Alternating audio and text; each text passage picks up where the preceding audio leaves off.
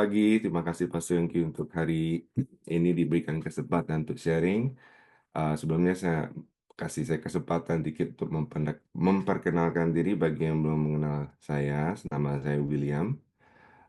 Saya ini biasa dikenal sebagai orang yang membantu dan melayani anak-anak di kids and the youth. Jadi Bapak Ibu yang punya anak yang mungkin sudah tidak asing, tapi yang belum sering lihat muka saya, ya saya ada di sana. Sering akan ketemu saya di sana. Saya bersama istri saya melayani di anak-anak kids and youth. Dan saya senang sekali diberikan kesempatan hari ini di pagi ini di doa pagi meeting kita untuk share, membagi renungan yang singkat ini, dan saya berdoa biar renungan ini bisa menjadi berkat buat kita semua. Jadi, izinkan saya share screen. Hari ini saya beri judul renungan pagi ini, saya beri judul, bentar ya, siapkan screen. Oke. Saya beri judul siap-siap yuk. Nah, ini adalah suatu ajakan untuk kita siap-siap. Kenapa saya beri judul siap-siap yuk? Biar lebih santai aja. Jadi jangan terlalu tegang ya Bapak Ibu. Bulan Mei kita tahu ya, sudah diulang-ulang terus oleh pastor kita, Pastor Yongki, bahwa tema bulan Mei di gereja kita adalah Be Ready. Dan of course, 1 tahun Future Foresight. Dan di bulan Mei kita sudah dikenyangkan dengan ajaran untuk bersiap-siap. Bersiaplah. Nah, pagi ini saya beri judul siap-siap yuk. Ayo kita mau harus siap-siap dalam kehidupan kita ya. Jadi untuk menjadi siap, bukan hanya soal menunggu, Bapak Ibu. Menunggu apa? Menunggu momen besar. Tapi juga soal membangun kebiasaan, karakter, dan juga untuk selalu mencari hikmat hari demi hari. Jadi bersiap-siap itu bukan suatu hal yang pasif, tapi adalah suatu hal yang aktif. Dan saya mau share ayat firman ini, saya akan bacakan untuk semua ya. Ayat ini saya ambil dari Amsal 24:32. Dikatakan, aku memandangnya. Oh ya, sebelumnya Bapak Ibu, saya mau share dikit. Untuk membaca firman ini, saya minta kita baca juga dengan serius. Saya sering ngajar ke anak-anak kids dan youth, kalau membaca firman ini, kita harus membacanya dengan serius dan pelan-pelan. Dan kita ini kan dikasih Tuhan suatu kekuatan imajinasi. Dan kita harus pakai itu. Jadi saya juga mau mengundang Bapak Ibu waktu membaca ini, ayo kita sekalian pakai imajinasi kita. Imajinasi asli maksudnya ya kita membayangkan. Tuhan kita adalah Tuhan Creator. Creator adalah dari ambil kata create, jadi kan suatu yang kreatif. Waktu menciptakan bumi kan Tuhan juga imagining it and it happen gitu. Membaca firman itu juga akan sangat membantu kita mengerti kalau kita juga imagining it. Jadi saya bacakan ya, contoh. Aku memandangnya. Jadi kita bayangin, aku berarti kan saya. Memandangnya, berarti kan pakai mata lagi melihat gitu. Jadi kayak imagining it kayak, bayangin lagi ngelihat gitu. Oh, itu luar biasa. Bakal lebih mengerti firman Tuhan. Ya, kita lanjut ya. Aku memandangnya. Aku memperhatikannya. Aku melihatnya. Dan menarik suatu pelajaran. Jadi hari ini ayat utama kita yang saya akan coba unpack apa sih kita bisa pelajari dari ayat-ayat ini. Bahasa Inggrisnya buat saya lebih keren. I apply my heart to what I observe. Saya mengaplikasikan ini ke hati saya dari apa yang saya perhatikan. And I learned a lesson from what I saw. Dan saya belajar suatu pelajaran dari apa yang saya lihat. Wah, itu lebih kayaknya buat saya ya. Ya Bapak Ibu, dari ayat ini kita bisa belajar banyak. Dari Amsal 24 ayat 32. Saya mau kasih konteksnya dulu. Dari Amsal ini saat penulis itu di ayat sebelumnya penulis melihat bahwa ada satu ladang yang punya orang males, penuh dengan semak duri dan banyak tembok-tembok yang runtuh gitu. Tapi yang menarik adalah respon si penulis Amsal ini. Dia tulis, "Aku memandangnya, aku memperhatikannya, aku melihatnya dan menarik suatu pelajaran." Dia tidak melihat kerusakan itu sebagai hal yang, ya udah ini rusak gitu ya, hal yang biasa. Tapi dia melihat itu sebagai peringatan. Jika kita tidak siap dan menjaga apa yang telah dipercayakan kepada kita ya, kehancuran itu akan datang, Bapak Ibu. Mungkin kehancuran bisa datang on one attack, boom, sekali langsung hancur, big attack. Tapi yang saya lihat, saya pandang, saya observe, kebanyakan kehancuran dari bidang apapun itu, datangnya itu perlahan-lahan. Many times, generally, kerusakan dalam kehidupan seseorang itu datangnya kebanyakan perlahan-lahan dan tidak diketahui. Nah, itu bahaya sekali. Nah, ayat ini saya pegang secara pribadi sudah lama ya, dan saya apply benar-benar dalam kehidupan saya. Saya ajarin ke anak-anak kami, dan saya juga share ke anak-anak youth, dan saya mau make sure kalau kita ini semua harus siap dan aware dan melihat sekeliling kita, apa sih yang terjadi di sekeliling kita, dan anggap itu sebagai suatu peringatan buat kita untuk lebih ready dan siap untuk menghadapi masalah gitu. Jadi, ada tiga hal yang saya mau share, apa yang kita bisa pelajari dalam ayat-ayat ini. Yang pertama, saya share screen lagi.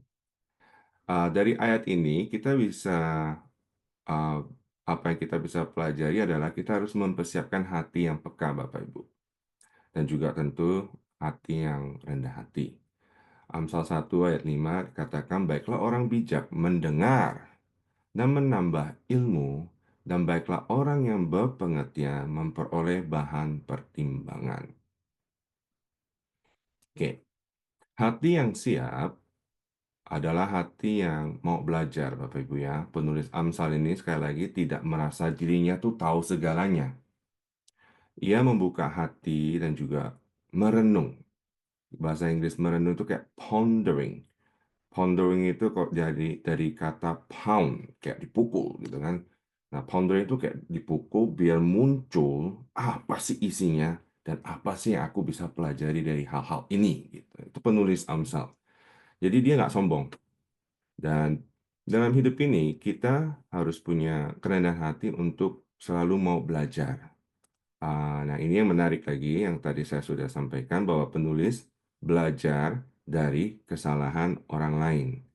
Orang bijak belajar dari kesalahan orang lain.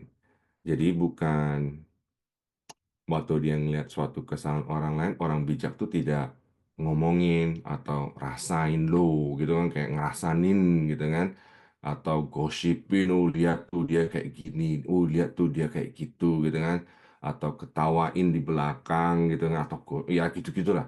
Tapi orang bijak itu justru diam-diam, dia kan bilang kan tadi bilang memperhatikan, memandang, tapi tidak dikatakan membicarakan, mengatai, menggosip, enggak, tapi dikatakan melihat, memandangnya, dan memperhatikannya. Dari situ dia apa sih yang saya bisa pelajarin dari situ? Make sure dan dari situ saya tidak melakukan hal yang sama. Jadi hati kita ini mesti peka, Bapak Ibu. Dan juga of course, kita juga harus siap untuk belajar dari kesalahan kita sendiri. Jadi ada teguran, ada masukan, kita juga harus siaplah untuk menerima ini ya, untuk menerima pengajaran, jadi hidup kita bisa lebih baik lagi. Jadi Bapak Ibu kita harus belajar untuk tidak keras kepala, harus benar-benar peka dengan terhadap suara Tuhan. Saya akan bahas soal hati ini lebih dalam di hari Minggu. Terima kasih Pastor Yongki juga udah berikan kesempatan saya share on Sunday. Um, Hati ini akan saya bahas lebih dalam, tapi saya mau share sedikit aja. Ini perumpamaan orang yang menanam ya Bapak Ibu. Ini lagi menanam yang A ini kan pasir, bagus nih. Yang kedua B, batu-batu. Nah kira-kira kalau Bapak Ibu mau nanam apa ya, tomat lah ya. Kira-kira yang lebih gampang tumbuh tomat apa? Ya, jelas yang A kan. Yang B kan batu-batu kan susah. Ini ngomong soal hati. Nah, kalau hati kita ini subur, peka, gampang kita untuk belajar Bapak Ibu menerima firman Tuhan. Tapi kalau yang kayak batu-batu gitu, wah, nggak bakal tumbuh. Itu tomat nggak bisa dimakan untuk kita semua. Dan saya akan bahas soal hati ini lebih dalam on Sunday. Bapak Ibu kalau ada waktu ya join ibadah kita on Sunday, oke? Nah, jadi yang pertama sekali lagi kita harus mempersiapkan hati kita dengan hati yang rendah hati dan juga hati yang peka. Yang kedua yang bisa kita pelajari dalam Amsal ini adalah kita harus membangun kebiasaan yang baik, harus disiplin Bapak Ibu. Saya share satu firman, Amsal 13:4. Hati si pemalas penuh keinginan, tapi sia-sia. Sedangkan hati orang rajin diberi kelimpahan. Luar biasa. Di Amsal yang tadi kita baca, eh, dikatakan si penulis kan melihat ya, kalau ada satu ladang yang punya si pemalas, um, itu nggak bagus, banyak kehancuran Bapak Ibu. Nah, Bapak Ibu, ladang yang rusak itu, seperti yang saya tadi share juga, hancur tidak dalam bisa sih semalaman, tapi many times itu kalau kita melihat suatu ladang, padi misalnya, kalau ada kerusakan itu pasti kebanyakan tuh pelan-pelan Bapak Ibu. Nah, ini hasil dari kurangnya perawatan yang mestinya konsisten.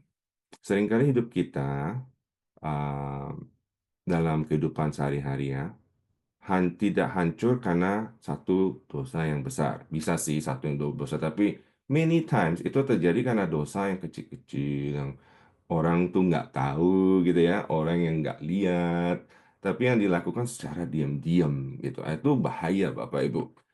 Pak Yongki kan suka ngomong silent killer. Nah, itu kayak gitulah kira-kira. Jadi kita semua itu mesti siapkan diri untuk membangun kebiasaan baik. Kayak pagi ini kita doa, itu kebiasaan yang luar biasa.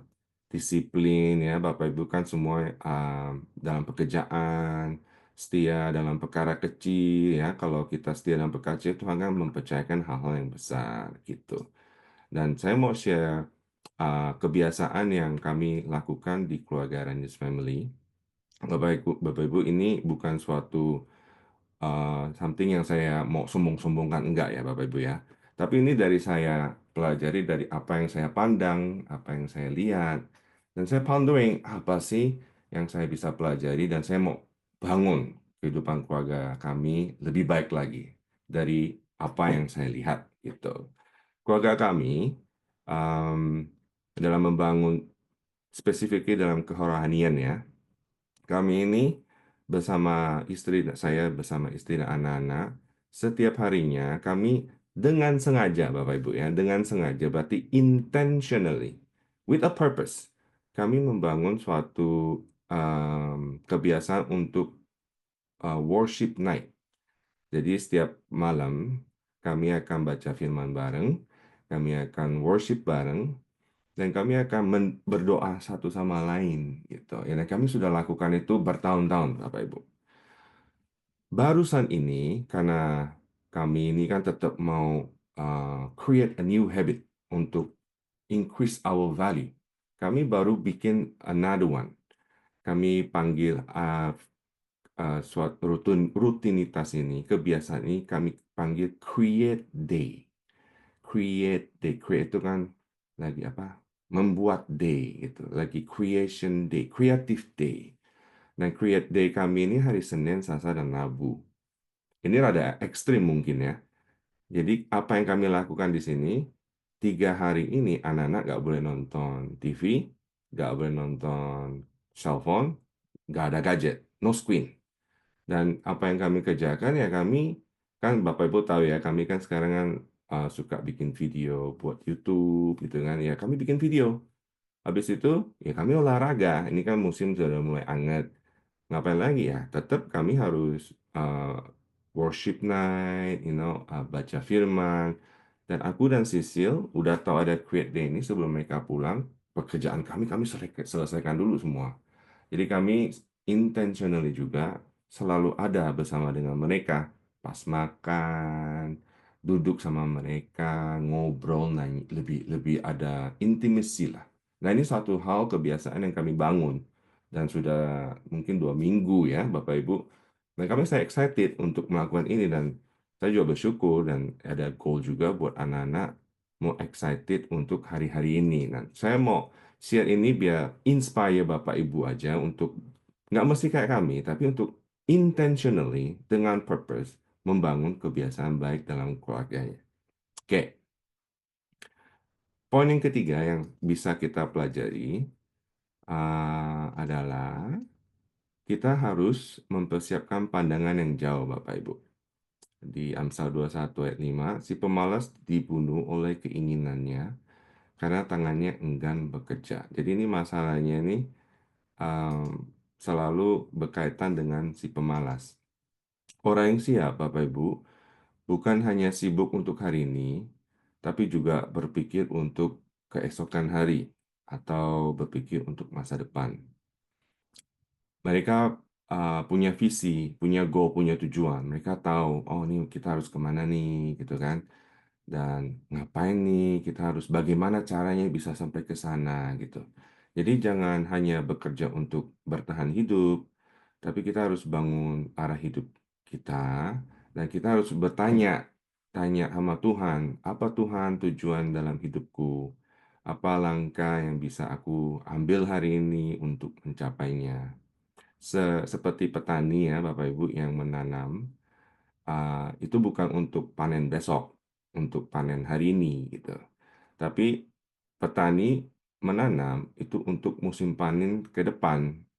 Kita juga harus mempersiapkan hidup kita ini untuk masa depan gitu. Masa depan kayak apa? Ya tentu dengan masa depan yang Tuhan sudah rancangkan. Bapak Ibu kan tahu kalau misalnya kita ini kan creation, kita ini kan ciptaan. Kalau Tuhan adalah creator, itu adalah pencipta. Kita ini kan pen, uh, the creation, right? Hasil dari penciptaan. Tujuannya apa? Ya tentu the creator, penciptanya yang tahu gitu. Jadi kita mesti nanya sama Tuhan, Tuhan, Tuhan ciptain saya untuk apa sih? Gitu kan. Jadi karena kalau tahu, kita jadi bisa lebih produktif dalam kehidupan kita. Kita bisa melihat, oh Tuhan tuh ciptain kita buat ini nih. Jadi kita punya visi misi dan kita tahu apa yang harus kita lakukan gitu. Contoh yang bisa saya pikirin misalnya untuk cari kerjaan gitu ya Bapak Ibu ya. Misalnya ada satu orang mau jadi accountant. Nah, ini kan pandangannya jauh nih. Saya masih SD. Saya mau jadi accountant. Jadi kan tahu dong apa yang harus disiapkan ya dari sekolah nanti ke college ya. Saya ambil major yang berhubungan dengan accounting gitu. Nah, mungkin ada contoh misalnya, oh saya mau jadi atlet Olimpik, pelari untuk menang Olimpik gold medal misalnya, pandangannya jauh. Nah, jadi kan tahu, siap dong, bisa siap-siap dong.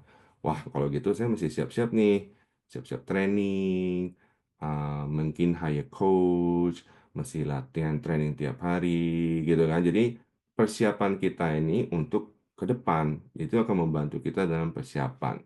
Mungkin Bapak Ibu ada punya perusahaan, udah bangun, tetap mesti ada pandangan yang ke depan. Oke, ini project ini mau ke depan, mau mencapai gitu kan. Nah, kalau misalnya udah punya kayak gini kan tahu, oh ini saya mesti mempersiapkan ini dan itu. Nah, itu bisa di-apply juga dalam gereja, dalam pelayanan juga, itu Bapak Ibu ya. Nah, misalnya lagi contoh dalam keluarga Bapak Ibu. Kayak misalnya saya ambil contoh Gap dan Zion. Nah ini barusan terjadi Gap. Gap ini kan waktu middle school. aku sudah mempersiapkan dia untuk masuk ke high school. Dari firman ini saya sering share ke dia. Gap, lihat pandang observe. Kamu perhatiin sekelilingmu gitu. Ini sad but it's true. Kita kan tinggal di New York ya Bapak Ibu. Dan pergaulan anak-anak sekarang ini tuh bahaya sekali. Dan saya suruh dia lihat ini teman-temanmu kayak begini, hidupnya kayak begini.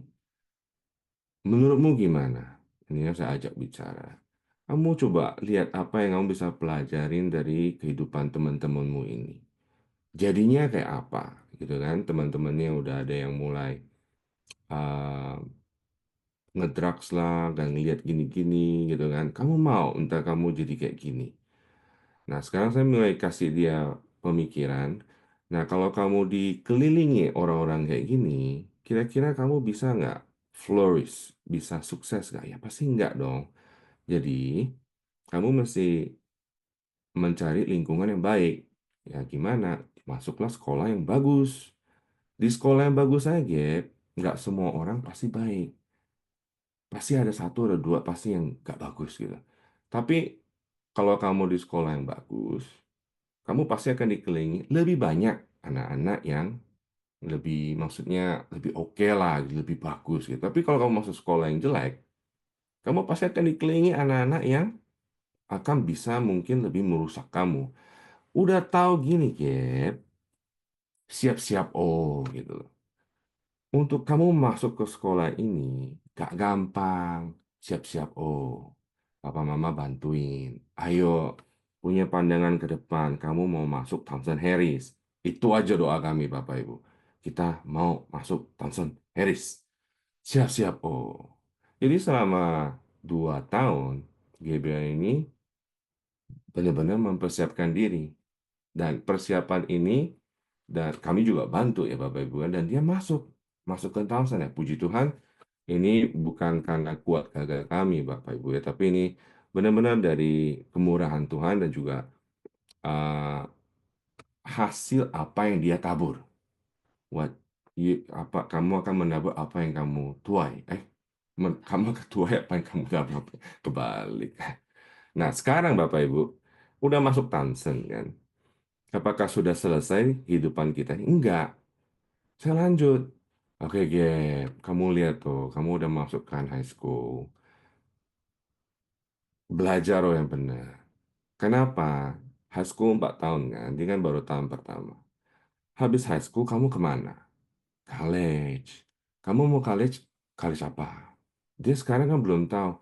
Kamu mau ambil major apa? Dia masih nggak tahu. Ya pikirin siap-siap biar kamu tahu. Entah kalau mau ke college yang mana? Coba kamu lihat. Aku ambil contoh, papa mamamu ini loh. Papa mamamu dulu ada kesalahan. Belajar dari papa mama. Papa dulu high school, seenaknya, gak mikirin ke depan. Pas masuk high school, college, baru mikir, oh iya ya, mau kerja apa ya? Mau ambil major apa ya? Oh, semua ambil major computer science. Ya udah deh, saya ambil computer science. Udah ambil computer science, ternyata nggak suka ganti deh ke accounting. Aduh, accounting nggak suka, gantilah ke bisnis. Jadi, kesalahan ini tuh buang-buang waktu, buang-buang duit gitu. Kalau high school di sini kan nggak bayar Bapak Ibu. Kalau udah college kan kita bayar. Jadi saya bilang sama dia, kamu kalau mau mikir sekarang. Jangan pas di college baru mikir, telat gitu. Nah ini saya persiapkan Bapak Ibu.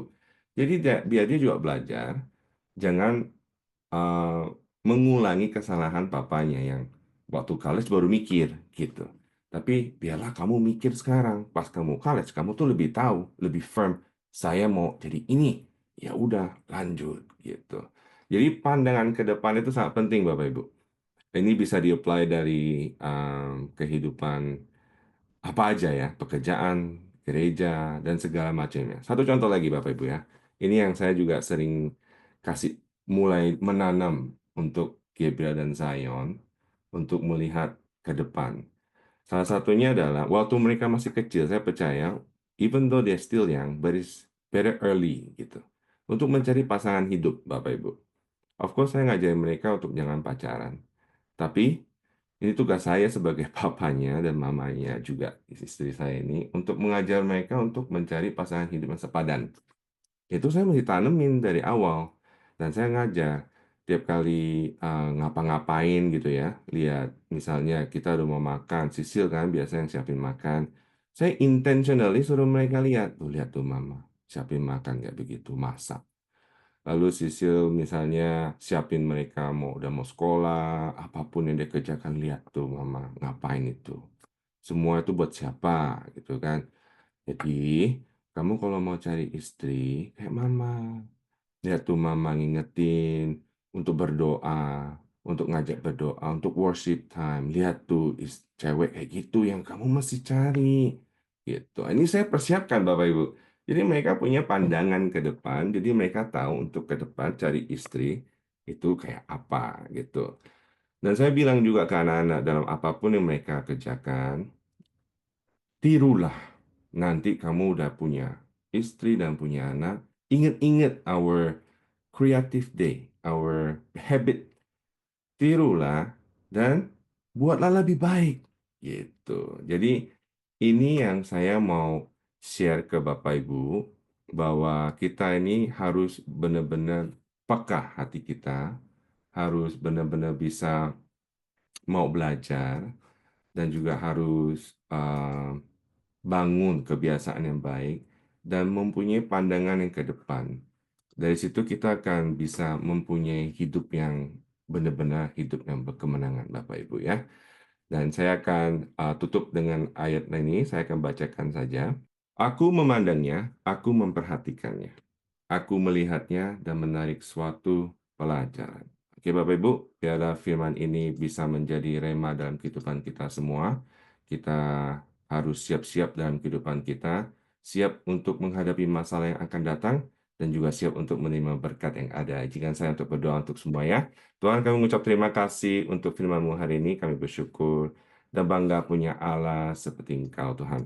Kami tidak mau hidup dengan sembarangan, kami mau belajar dari apa yang Engkau tunjukkan setiap hari. Bentuk hati kami, Tuhan, agar bisa peka, teguhkan langkah kami agar bisa lebih disiplin, dan bukalah mata kami untuk melihat tujuan yang Engkau rancangkan, Tuhan. Kami mau siap untuk panggilan-Mu, berkat-Mu, dan untuk setiap tantangan yang akan datang. Dalam nama Yesus, kami berdoa dan mengucap syukur. Haleluya. Amin.